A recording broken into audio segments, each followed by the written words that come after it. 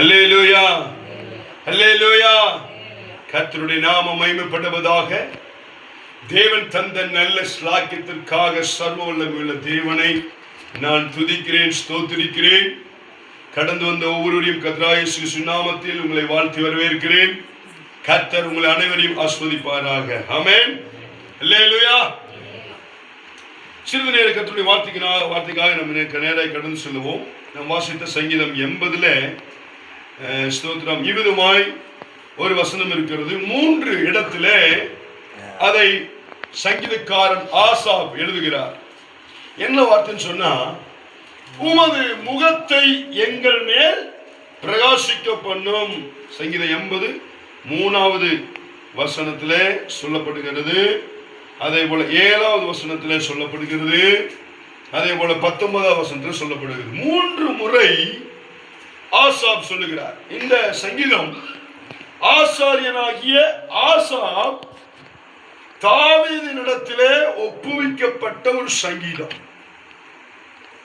இன்னும் சொல்ல போன சாட்சி விளங்கும்படி ராகத்தலைவனாகிய தாவீதினிடத்தில் ஒப்புவிக்கப்பட்ட சங்கீதம். என்ன சிச்சுவேஷன்ல சொல்றாருன்னா, தேவனுடைய முகம் இஸ்ரவேல் ஜனங்களின் மீது, தம்முடைய பிள்ளைகளுடைய வாழ்க்கை மீது, குடும்பத்தின் மீது தேவனுடைய முகம் பிரகாசிக்க பண்ண வேண்டும் என்று அவர் விண்ணப்பித்து சொல்லுகிற ஒரு காரியம். காரணம், ஸ்தோத்திரம், ஜனங்கள் சத்துருக்களுடைய கையிலே அகப்பட்டிருக்கிறார்கள். ஆமென். அவர்கள் வேதனையின் அனுபவத்தில் இருக்கிறார்கள், கண்ணீரின் அனுபவத்தில் இருக்கிறார்கள், துக்கத்தின் அனுபவத்தில் இருக்கிறார்கள், சங்கடத்தின் அனுபவத்தில் இருக்கிறார்கள், இல்லாமையின் அனுபவத்தில் இருக்கிறார்கள். அல்லேலூயா, ஆமென். நீ பாருங்க, நம்மளுக்கும் ஒரு தேவை இருக்குது, ஆனா சந்திக்கப்படல. நம்முடைய முகம் எப்படி இருக்கும்?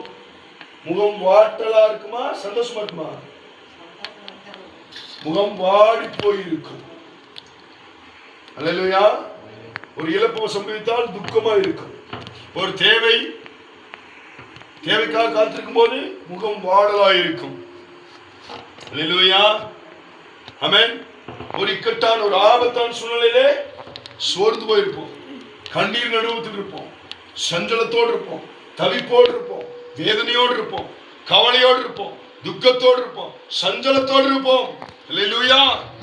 அப்போ இப்பேற்பட்ட கேட்டகரி, இப்பேற்பட்ட ஒரு சூழ்நிலை தான் ஜனங்கள் இருக்கிறார்கள். அவர்களுக்காய் ஆசாரியனாகிய ஆசாப் பரிந்து பேசி தேவனிடத்தில் ஜெபிக்கிற ஒரு ஜெபம், ஒரு விண்ணப்பம் தான், உமது முகத்தை எங்கள் மேல் பிரகாசிக்க பண்ணும். உம்முடைய முகம் எங்கள் மேல் பிரகாசித்தால் சத்துருக்களுடைய கையில் இருந்து நாங்கள் விடுவிக்கப்படுவோம். எங்களுடைய கண்ணீர் மாறும், எங்களுடைய துக்கம் மாறும், எங்களுடைய சஞ்சலம் மாறும், எங்களுடைய தவிப்பு மாறும், எங்களுடைய பிரச்சனைகள் மாறி போகும், எங்களுடைய இன்னல்கள் மாறி போகும், எங்களுடைய துன்பங்கள் விலகி போகும். நாங்கள் சந்தோஷம் உள்ளவர்களாய் மாறுவோம், நாங்கள் ரட்சிக்கப்படுவோம், நாங்கள் விசுவாசத்தில் நிலைத்து நிற்போம், நாங்கள் நம்பிக்கையிலே உறுதிப்படுவோம், உம்மை இறுக பிடித்துக் கொள்ளுவோம், நாங்கள் ரட்சிக்கப்படுவோம், நாங்கள் காப்பாற்றப்படுவோம். அதன் பின்பாக உம்முடைய நாமத்தை உயர்த்தி நாங்கள் சாட்சியாய் வாழ்வோம். அல்லேலூயா, அல்லேலூயா. அப்ப இன்னைக்கு இப்பேற்பட்ட அனுபவத்தில் ஒருவேளை உங்களுடைய குடும்பத்தார் போய்கொண்டிருக்கலாம், உன்னுடைய கணவர் போய்கொண்டிருக்கலாம், உன்னுடைய மனைவி போய்கொண்டிருக்கலாம், உன்னுடைய பிள்ளைகள் போய்கொண்டிருக்கலாம், உன்னுடைய தேசம் போய்கொண்டிருக்கலாம். இப்பேற்பட்ட அனுபவத்தில் நீங்கள் போய்கொண்டிருக்கும் போது நீங்களும் ஆசாபை போல, இயேசுவே உம்முடைய முகத்தை எங்கள் மேல் பிரகாசிக்க பண்ணும் என்று சொல்லி நம்ம கேட்கிறோம். ஆதியிலே ஸ்தோத்திரம், ஆண்டவர் தம்முடைய முகத்தை ஆதாம் மேலும் ஏவாள் மேலும் பிரகாசிக்க பண்ணினார். ஆபிரகாம் மேலே தன்னுடைய முகத்தை பிரகாசிக்க பண்ணினார். மோசேயினிடத்திலே தமது முகத்தை பிரகாசிக்க பண்ணினார். இஸ்ரவேல் ஜனங்கள் மீது தம்முடைய முகத்தை பிரகாசிக்க பண்ணினார். தாவீதுக்கு தம்முடைய முகத்தை பிரகாசிக்க பண்ணினார். தானியேலுக்கு தமது முகத்தை பிரகாசிக்க பண்ணினார். தேவன் குமாரனாகிய இயேசு கிறிஸ்துவுக்கு தம்முடைய முகத்தை பிரகாசிக்க பண்ணினார். அப்போஸ்தலர்களுக்கு இயேசு கிறிஸ்து தம்முடைய முகத்தை பிரகாசிக்க பண்ணினார். விசுவாசத்தில் உள்ள ஒவ்வொருவருக்கும் இயேசு கிறிஸ்து தம்முடைய முகத்தை பிரகாசிக்க பண்ணினார். ஆதி திருச்சபையாருக்கு தம்முடைய முகத்தை பிரகாசிக்க பண்ணினார். ஏழை எளியோருக்கு, கஷ்டத்தில் உள்ளவர்களுக்கு, கவலையில் உள்ளவர்களுக்கு, இன்னல்களிலே இருக்கிறவர்களுக்கு, துன்பத்தில் உள்ளவர்களுக்கு, வியாதியில் உள்ளவர்களுக்கு இயேசு தம்முடைய முகத்தை பிரகாசிக்க பண்ணி அவர்களை விடுவித்தார். அல்லேலூயா. யாரெல்லாம் இயேசுவை நோக்கி பார்த்தார்களோ அவருடைய முகங்கள் பிரகாசம் அடைந்தது. அவரை நோக்கி பார்த்த பிள்ளைகள் வெட்கப்பட்டு போகவில்லை. அவரை நோக்கி பார்த்தவருடைய முகங்கள் பிரகாசமானது.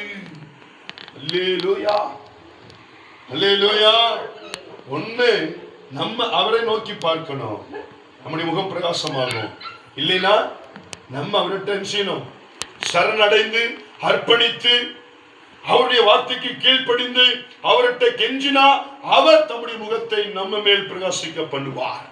நம்முடைய சூழ்நிலைகள் மேலே, நம்முடைய தேவைகள் மேலே, நம்முடைய கஷ்டங்கள் மேலே, நம்முடைய பிரச்சனைகள் மேலே, நம்முடைய போராட்டத்தின் மேலே, நம்முடைய உபத்திரவத்தின் மேலே அவர் தம்முடைய முகத்தை பிரகாசிக்க பண்ணுவார். இஸ்ரவேல் ஜனங்கள் மேல் தம்முடைய முகத்தை தேவனாகிய கர்த்தர் பிரகாசிக்க பண்ணினார். அடிமைத்தனத்திலிருந்து அவர்களை விடுவித்தார், நடத்தி கொண்டு போனார், போஷித்தார். வாக்குத்தத்தம் பண்ணப்பட்ட கானான் தேசத்துக்கு கூட்டி சென்றார்.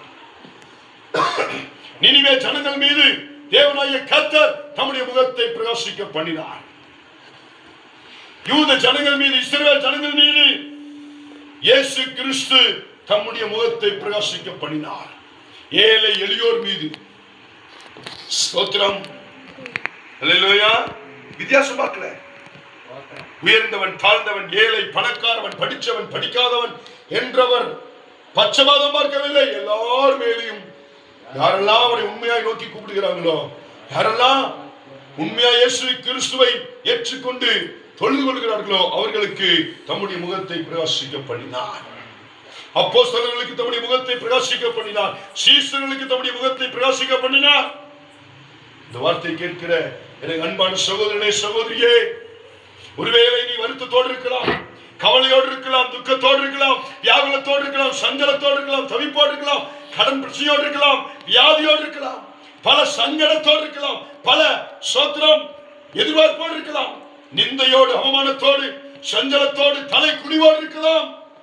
இன்னைக்கு ஆண்டவரை நோக்கி கேளுங்க, இயேசுவே உம்முடைய முகம் என் மேல் பிரகாசிக்க பண்ணும், என் வாழ்க்கை மேல் பிரகாசிக்க பண்ணும், என் வீட்டின் மேல் பிரகாசிக்க பண்ணும், என் குடும்பத்தின் மேல் பிரகாசிக்க பண்ணும், என் பிள்ளைகள் மேல் பிரகாசிக்க பண்ணும், என்னுடைய கணவர் மேல் பிரகாசிக்க பண்ணும், என்னுடைய மனைவி மேல் பிரகாசிக்க பண்ணும், இந்த தேசத்தின் மேல் பிரகாசிக்க பண்ணும், என்னுடைய விசுவாச பிள்ளைகள் மேல் பிரகாசிக்க பண்ணும். ஆசாபு சொன்னது போல நாமும் விண்ணப்பித்தார். ஆண்டவர் தம்முடைய முகத்தை பிரகாசிக்க பண்ணி உனக்கு வியாதியை மாற்ற அவரால் முடியும், உன்னுடைய இன்னல்கள் மாற்ற அவரால் முடியும், உபத்திரவங்கள் மாற்ற அவரால் முடியும், உன்னுடைய போராட்டங்கள் மாற்ற அவரால் முடியும், உன்னுடைய தவிப்பை, சஞ்சலத்தை, உன்னுடைய கவலையை அவரால் மாற்ற முடியும். இஸ்ரவேல் ஜனங்களுடைய அந்த கண்ணீரை மாற்றின தேவன், சத்துருக்குடைய கைக்கு விலைக்கு காத்த தேவன், அவருடைய சங்கடத்தை, பிரச்சனைகளை, போராட்டத்தை மாற்றின தேவன், அவர்களை போஷித்து ஆதரித்த தேவன், அவர்களை ரட்சித்த தேவன், காப்பாற்றின தேவன், அவர்களை நம்பிக்கை அடைய செய்து, சந்தோஷிக்க செய்து, மனமாற செய்து, சந்தோஷிக்க செய்த தேவன். இவைகள் எல்லாம் கண்கூடாக அனுபவித்து ருசி பார்த்தவர்கள். அதனாலதான் ஆசா தன்னுடைய ஜனங்களுக்காக அர்ப்பணத்தோடு கூட அர்ப்பணித்து ஜெபிப்போம். கர்த்தர் வார்த்தைகளால் நம்ம எல்லாரையும் ஆசீர்வதிப்பாராக. ஆமென். எல்லாரும் முழங்கால் படிடுவோம், ஜெபிக்கலாம்.